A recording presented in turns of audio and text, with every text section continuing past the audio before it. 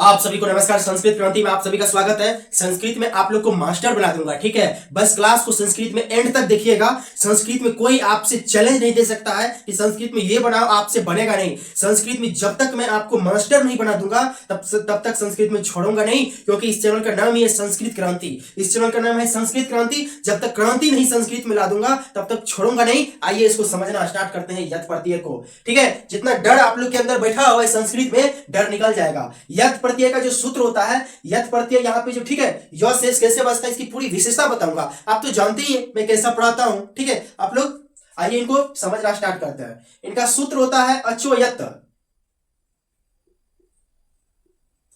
भाई एक बात बताइए, ये प्रत्यय बनाया क्यों गया है? एक ही फिर प्रत्यय क्यों नहीं बनाया?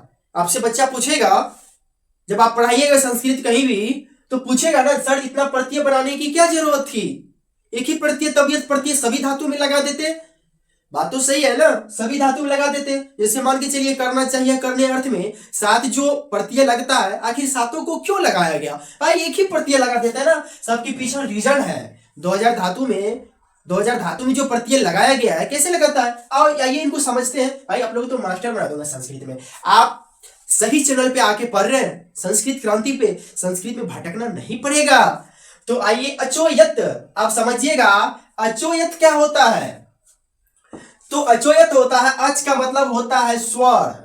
हिंदी में जो आप लोग स्वर पढ़ते हैं, यहां पे क्या होता है? स्वर ही होता है, लेकिन अच जो है यहाँ पे, अच ये स्वरांत धातु है। इसका मतलब होता है कि स्वरांत धातु, स्वरांत अर्थात क्या? अर्थात तो जैसे मान के चलिए ची हो गया, जी हो गया। भाई ची मतलब होता है चुनना, जी मतलब होता है जीना, कंफ्यूजन नहीं हो रहा है, ठीक है। अच जो है स्वर अंत धातु, अर्थात स्वर से अंत होने वाला धातु में। तो बताइए पठ में ये लगेगा? भाई पठ में कैसे लगेगा ये स्वर? मैं आप लोग को एग्जांपल पे मत भागिएगा कि एग्जाम्पल बता दीजिए हो जाएगा। अरे भैया विस्तार से पढ़िए ना, जिंदगी में कभी दिक्कत नहीं होगा। संस्कृत में कोई हरा नहीं सकता है। संस्कृत में संस्कृत बोलना तो छोड़िए भाई, इतना इजी है संस्कृत बोलना। आप सीखते रहिए संस्कृत, सीखिए ना थोड़ा विस्तार से संस्कृत। संस्कृत में कितना आप लोग को रुचि उत्पन्न कर देता है, ठीक है। तो स्वरांत धातु में अच का मतलब क्या होता है? स्वरांत धातु में तो पठ में लगेगा? बिल्कुल नहीं लगेगा। हस में लगेगा? बिल्कुल नहीं लगेगा। काहे? पठ ठोहलंत जो है, बताइए ये स्वरांत धातु है, इसमें कौन सा स्वर लगा है? स्वर मतलब नहीं समझ रहे? कोई समस्या है स्वर को समझने में? तो नहीं है ना। तो बताइए, ठीक है। थोड़ा सा मेरा गला लगा हुआ है, माफ कीजिएगा, ठीक है। गला थोड़ा सा आती है। तो आइए जैसे यहाँ पे ठो है, तो बताइए स्वर से अंत होता है? नहीं होता ना। ये सब धातु में नहीं लगेगा। सिर्फ यत प्रत्यय कहां लगेगा? यत प्रत्यय कहां लगेगा? स्वरांत धातु में, जहां ची, जी, मिरी यानी रिकारांत में भी लग जाएगा। यानी री से तो अंत हो रहा है ना, तो बिल्कुल लगेगा, ठीक है, लगेगा। घबराना बिल्कुल नहीं है, ठीक है। जैसे मान के चलिए दा, पा, इस समय लग जाएगा। पा दा इस समय लग जाएगा, ठीक है। तो अब आइए इनकी विशेषता को समझते हैं। इतना तक तो आप लोग समझ गए, विस्तार से तो आप लोग बता दिए। आप कहीं भी पढ़ते होंगे, इतनी सूत्रों के साथ व्याख्या आप लोग को कहीं नहीं मिलता होगा। सिर्फ इतनी सूत्रों के साथ व्याख्या मिलेगा। संस्कृत में कोई भी एक बात फालतू नहीं बोलूंगा, उसकी प्रमाण देके बोलूंगा कि ये सूत्र से मैंने यहां पे ये लाया हूं, इन सूत्रों से मैंने ये निकाला हूं, ताकि आप लोग के अंदर संस्कृत में इतना नॉलेज हो जाए, ठीक है, इतना नॉलेज हो जाए कि संस्कृत में छोड़िए ना बाकी विषय को, इतना संस्कृत में नॉलेज हो जाएगा ना, इतना नॉलेज हो जाएगा कि बाकी विषय पे आपका जो नॉलेज होगा, जो हिंदी का टीचर होगा, मैथ का टीचर होगा, आप भारी रखिएगा उन पे, ठीक है। तो आइए इनको समझते हैं। आप लोग तो समझ गए होंगे। तो आइए इनकी विशेषता क्या होता है बाबू। इनकी विशेषता एक ही होता है सातों का, करना चाहिए या करने योग्य है, करना चाहिए एवं, मैं इनको शॉर्ट ही लिख रहा हूं, करना चाहिए एवं करने योग्य है, ठीक है। मैं इनका विस्तार बता चुका हूं, करने योग्य है, ठीक है। और दूसरी क्या विशेषता होता है? भाव एवं कर्म अर्थ में, ठीक है। मैं शॉर्ट ही लिख रहा हूं, भाव एवं कर्म अर्थ में प्रयुक्त होता है। आप इनको विस्तार कर लीजिएगा ताकि पढ़ाने में आप लोग को कहीं समस्या नहीं होगा, ठीक है। और इसका तीसरा क्या है इनका? तीसरा इनका है तीनों लिंगों में चलेगा। क्या चलेगा? तीनों लिंगों में चलेगा। इतना तक कंप्लीट हो गया। अब आइए इसको समझते हैं कि यत में शेष क्या बचता है भाई। शेष क्या बचता है, यत में तो हलंत कहां भाग जाता है, अपने मुंह से तो भागता नहीं होगा। आइए इनको समझते हैं। अब समझिएगा, यहाँ पे जो यह तो है, ये तो जो आप तो हलंत को देख रहे हैं बाबू, तो मैंने बार बार बता रहा हूं हलंतियम सूत्र होता है, हलंतियम सूत्र से, ठीक है, तो हलंत का, ठीक है, इत संज्ञा कर देगा, तो हलंत का हलंतियम सूत्रानुसार तो हलंत का इत संज्ञा करेगा। जिनकी इत संज्ञा हो चुकी है, जिसकी इत संज्ञा हो चुकी है, तस्य लोप सूत्र होता है। सूत्र क्या होता है, ये भी बाबू हलंतियम सूत्र ही है। ये हलंतियम सूत्र इसकी इत संज्ञा करती है, अर्थात इत नाम रख देती है, इत नाम रख देती है। एक तस्य लोप सूत्र होता है, तस्य लोप, बहुत इंपॉर्टेंट चीज बता रहा हूँ, इस सूत्र कोई नहीं बताएगा भाई। हम तो ये कहते हैं टीचर सबको पता ही नहीं होगा सूत्र के बारे में, तो आप लोग को बताएगा क्या। तो विस्तार से पढ़ना है तो संस्कृत क्रांति पाइए, आप लोग चैनल को सब्सक्राइब कर लीजिएगा। तो तस्य लोप का लोप हो जाएगा, ठीक है, लोप हो गया, हाँ हो गया यहां से। उसके बाद यह शेष बच गया, और ये जो यह शेष बचा है तीनों लिंगों में चलेगा, पुल्लिंग में चलेगा, स्त्रीलिंग में चलेगा, नपुंसक लिंग में चलेगा, ठीक है, तीनों लिंगों में चलेगा।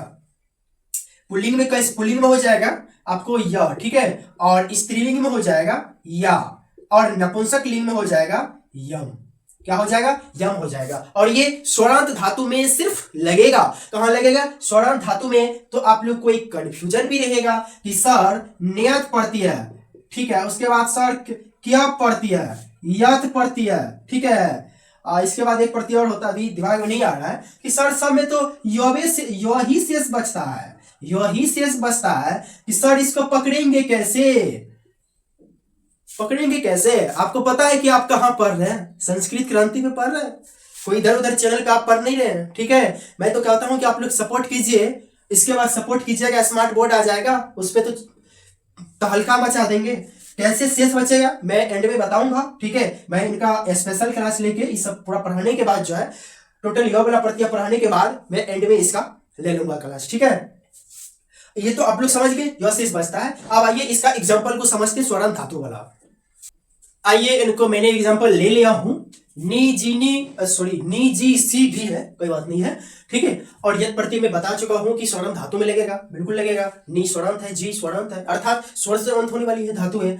अब एक मैंने नी को बनाता हूं, नी प्लस यत, भाई इसमें गुणादेश होगा, क्या हो जाएगा, गुण आदेश हो जाएगा। यत प्रत्यय में, यत में जो है यह शेष बचेगा, मैं बता चुका हूं कि यह कैसे बचेगा, ठीक है। अगर नहीं समझ रहे तो कमेंट कीजिए ना, मोटिवेट तो कीजिए, आप लोग सपोर्ट कीजिए स्मार्ट बोर्ड पे। मैं पीडीएफ से, मैं आपको बताता हूं एक मिनट कि मैं पीडीएफ से सोचा पढ़ाऊंगा, लेकिन पीडीएफ से मुझे संतुष्टि नहीं हुआ।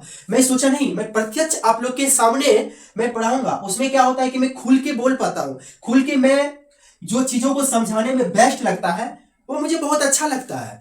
पीडीएफ से मुझे अच्छा नहीं लगता, पीडीएफ देखिएगा 2-3 वीडियो आपको मिल जाएगा पीडीएफ वाला, मुझे अच्छा नहीं लगा वो। मैं सोचा प्रत्यक्ष क्यों नहीं बताऊं आप लोग के सामने, ठीक है। इसका गुणादेश हो जाएगा, नौ हलंत हो गया, ई हो गया। भाई सोचिएगा, नौ हलंत और ई के मिलने से नहीं बना है ना, सॉरी बड़ी ई है, नौ हलंत और ई के मिलने से क्या बना है, ई बना है, ठीक है, सॉरी नहीं बना है, नौ हलंत और बड़ी ई के मिलने से नहीं बना है। इसी का तो हमको गुणादेश करना है, तो क्या हो जाएगा, ए हो जाएगा। गुणादेश करेंगे ए हो जाएगा, इनका मैं जिक्र कर चुका हूं, ठीक है। और समझिएगा, नौ हलंत प्लस ए के मिलने से क्या होता है, ने, और यही प्लस ए यह मिल जाएगा, क्या हो जाएगा, ने, ठीक है, ने बन जाएगा। ये पुल्लिंग है, आप स्त्रीलिंग में इसको या कर दीजिएगा, ठीक है, और नपुंसक में इसको नेयम कर दीजिएगा। और आइए जी का एग्जांपल को समझते हैं, मैं जी का एग्जांपल को समझाते हैं। यद प्रत्यय है ना, यद प्रत्यय है, ठीक है। और अब आइए इसको समझते हैं। आपको पता है कि जी कैसे बना है, तो जी को ऐसे आप लोग तोड़िए, पहले तोड़िए, ठीक है, तोड़िए इनको, ई बना, ठीक है। और ई का क्या कीजिए, गुणादेश कीजिए। और गुणादेश और आदिवृद्धि क्या होती है, मैं इनको नहीं समझ पा रहे तो कमेंट कीजिएगा, ठीक है, कमेंट कीजिएगा, मैं इनको और विस्तार से बताऊंगा, और विस्तार से बताऊंगा, ठीक है। आप लोग को संस्कृत पढ़ने में कैसा लग रहा है आप ये भी बताइएगा। और जी जो हलंत प्लस ए के मिलने से क्या होता है, जे, जे हो गया, और यह इसका यह लगा दीजिए, यहाँ पे क्या हो जाएगा, जे बन जाएगा, ठीक है। इसी तरीके से आप लोग इन एग्जांपल को भी बना लीजिएगा, बहुत इजी है। मैं इसी के पैटर्न पे और एग्जांपल ले रहा हूं ताकि आप लोग को कोई समस्या नहीं होगा, ठीक है। मैं और एग्जांपल ले रहा हूं, तो फ्रेंड्स मैंने एग्जांपल ले लिया हूं, तो आइए इनको समझते हैं, ठीक है, इनको समझते हैं। मैं इनको आप लोग पता है इनमें भी कंफ्यूजन हुईएगा, ठीक है, कंफ्यूजन हुईएगा। जैसे ज्ञा प्लस यत प्रत्यय, तो यह जो आप यहाँ पे यह को लगा दीजिएगा तो क्या बन जाएगा, बहुत इजी लग रहा है, या बन जाएगा, ठीक है, बिल्कुल गलत है। ऐसी सोच तो रखना ही नहीं है, वो डायरेक्ट बन रहा है, एग्जाम्पल दे दिया मार दीजिए, क्या दिक्कत है भाई, ऐसे नहीं बनेगा, रीजन है ना, अकारांत है ना, ऐसे नहीं बनेगा। इसकी सूत्र होती है इद्यति। क्या सूत्र होती है? इद्यति। तो इद्यति सूत्र क्या कहती है? अकारांत को यानी आ को जो है, आ को ई करती है, बड़ी ई कर देती है। ठीक है, क्या कर देती है? बड़ी ई कर देती है। बहुत बहुत इंपॉर्टेंट चीज मैं बता रहा हूं। अब समझिएगा, ये तो गलत हो गया। अब गया है, गया है, ठीक है, इनको क्या करेगा? बड़ी ई कर देगा, तो क्या बन जाएगा? गी प्लस य। क्या हो जाएगा? ये बन जाएगा। ठीक है, आप लोग समझ गए? अगर नहीं समझे तो मैं दा वाला एग्जांपल लेता हूं, आपको और विस्तार से समझ। आइए दा वाला एग्जांपल को समझते हैं। दा प्लस यत प्रत्यय है, तो यत प्रत्यय और दा को ऐसे मत कर दीजिएगा, ऐसे दाया मत कर दीजिएगा, कभी नहीं करना है, कभी नहीं, गलत हो जाएगा।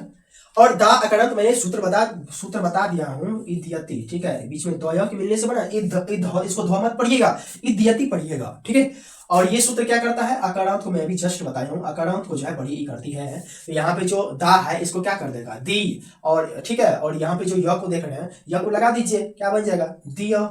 दिया पुल्लिंग है, इसको स्त्रीलिंग बनाइए, दिया। ठीक है, और इसको नपुंसक बनाइए, दियम। क्या बन जाएगा? दियम बन जाएगा। तो भाई कितना इजी है। और स्वरम धातु है, ये तो बहुत इजी है। और इसके बाद मैं आपको प्रैक्टिस के लिए मैं एग्जांपल दे रहा हूं, आप लोग एग्जांपल बना के पूरा पैटर्न का कमेंट कीजिएगा। ऐसा नहीं है कि बना के छोड़ दिए, बना के कॉपी पेस्ट वहां पे कीजिएगा, सर मैं बना लिया हूं। तो आइए इसका एग्जांपल देता हूं। तो फ्रेंड्स आप लोग एग्जांपल को देखिए, इतना एग्जांपल को आप लोग बना करके जो है कमेंट कीजिएगा, बताइएगा कि पढ़ने में कैसा लगा, कोई समस्या तो नहीं हुई। अगर हुई तो मैं इनसे भी बेस्ट रहने का प्रयास करूंगा। मुझे तो विश्वास है कि आप लोग को कोई परेशानी नहीं हुई होगी। ठीक है, तो आप लोग कमेंट कीजिएगा। ठीक है, जितना कमेंट करते हैं उतना हमें अच्छा लगता है, मोटिवेट होते हैं। आप लोग अगर सपोर्ट करते हैं, सब्सक्राइब करते हैं, शेयर करते हैं, लाइक करते हैं, मोटिवेट होते हैं। और साथ में बहुत जल्द स्मार्ट बोर्ड पे, ठीक है, मैं बताने का प्रयास उस पर तो और अच्छा से श्लोक हो गया, संस्कृत कैसे पढ़ना है, संस्कृत कैसे बोलना है, पूरा चीज सिखा दूंगा। ठीक है, आप लोग सब्सक्राइब कर लीजिएगा।